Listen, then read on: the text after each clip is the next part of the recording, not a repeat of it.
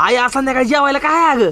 गावरान चुलीवरच सोयाबीनची भाजी एक सुकी अशी केली आहे. आयो हा आणि माटाची भाजी झणझणीत. आयो आणि सोयाबीन दणदणीत. मटणाला काय करतो आय आय आय आय आय हर महादेव भावांनो, मी तुम्हाला सोयाबीनची भाजी कशी करणार आहे, चांगली कशी खमंग लागते अशी घरी करून खायची अशी मी शिकवणार आहे तुम्हाला. ओके. तेव्हा ही सोयाबीन असं गरम पाण्यात धुवून घ्यायचं. ओके हा हा आमच्या गणेशला लय आवडतं. बर हा मग असं पिळून घ्यायचं. अरे वा हा कांदा टाकून घ्यायचा. बर हा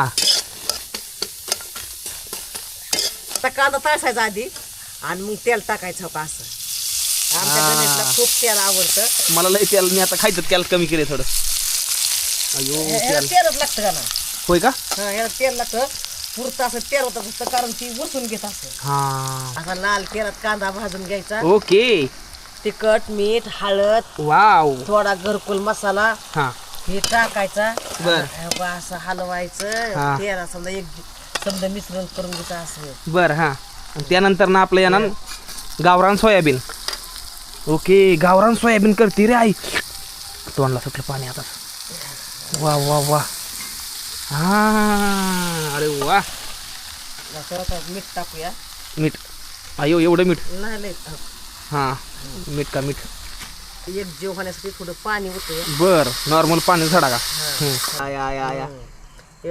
झालं बघ. झालं आता काय भाकरी करायची का? आता तुला लगेच भाजी करते. तुला लगेच जेवाय वाटते तव्यात माटाची भाजी. अयो आता माटाची भाजी लगेच नाना मोठा मग काहीतरी बरं आणते ती आणली की. आई आता काय करते अगं? गावरान चुलीवर माटाची भाजी अयो असं हलवून घ्यायची. कोथिंबीर आधीच लावलंय आता. हा, आधी कुटमीठ लावायचं. बर हा मग सर हा